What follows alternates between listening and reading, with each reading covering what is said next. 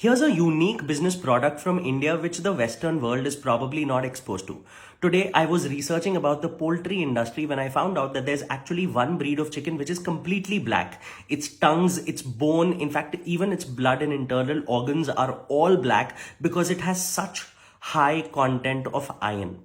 It's called the Kadaknath, which originated in Madhya Pradesh in the Jhabua district. It actually costs 4 times as much to breed this particular variety of chicken, which is why it also reflects in its price. 1 kg sells for about 1100 rupees, while regular chicken sells for just about 400.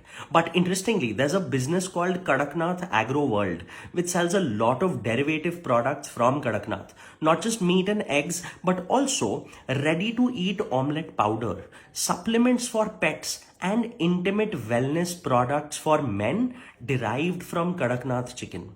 Not just that, while trying to find revenue and profits, I figured that there's actually a website called jhabuakadaknath.com that sells eggs as well as live Kadaknath chicken to people who want to start a Kadaknath farm in India.